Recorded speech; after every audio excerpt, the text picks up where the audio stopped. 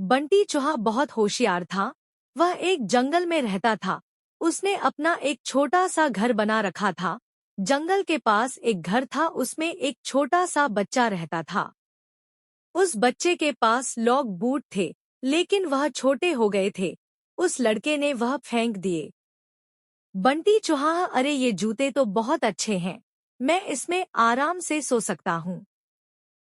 बंटी चूहा एक जूते को घसीटकर अपने घर के नीचे ले आता है। दूसरा जूता लाने की उसकी हिम्मत नहीं थी, इसलिए वह उसे ही साफ करके उसमें अच्छे से सोने का बिस्तर बना लेता है।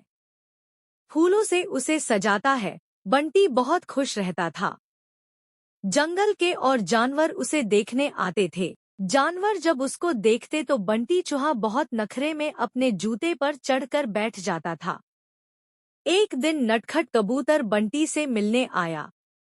नटखट कबूतर, बंटी भाई बहुत सुंदर घर सजाया है, और इस जूते ने तो 4 चांद लगा रखे हैं।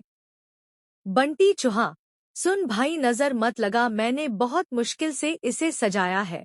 तुम जैसों की नजर लगी, यह खराब हो जाएगा।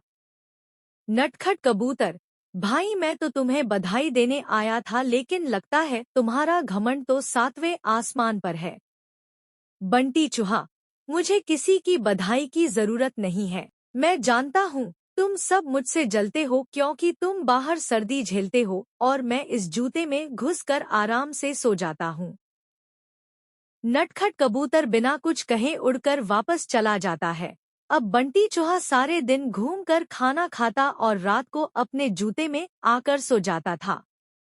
धीरे धीरे जंगल के सभी जानवरों से उसने बात करना बंद कर दिया था। अब उसका कोई दोस्त नहीं था। धीरे धीरे समय बीतने लगा।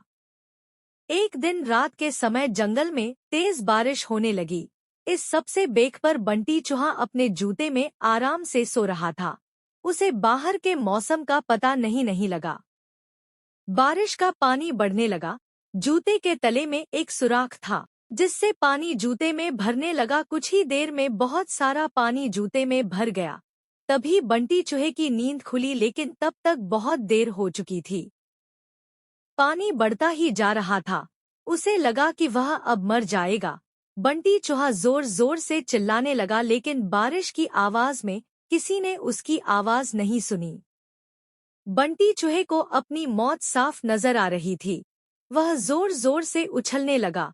उछलते उछलते वह जूते से बाहर निकलना चाह रहा था, लेकिन जूता इतना लंबा था कि वह बाहर निकल ही नहीं पा रहा था।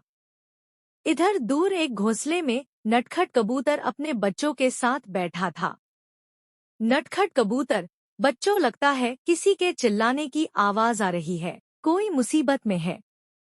उसने बाहर निकल के देखा कि आवाज उस जूते में से आ रही थी। वह तुरंत समझ गया कि बंटी चूहा जूते में फंस गया है।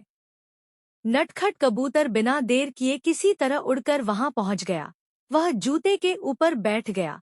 उसने देखा बंटी चूहा डूब रहा है। बंटी चूहा, कबूतर भाई मुझे बचा लो, नहीं तो मैं मर जाऊंगा। नटखट कबूतर, क्यों, तुम्हें तो इस जूते के सिवा किसी की जरूरत नहीं थी। बंटी चूहा, भैया बचा लो, मैं घमंड में आ गया था। यह सुनकर नटखट कबूतर उसे अपनी चोंच से पकड़कर खींचने लगा, लेकिन बंटी चूहे का वजन ज्यादा था। नटखट कबूतर उसका वजन उठा नहीं पा रहा था। नटखट कबूतर, भाई रुको, मैं अभी बाकी जानवरों को बुला कर लाता हूँ।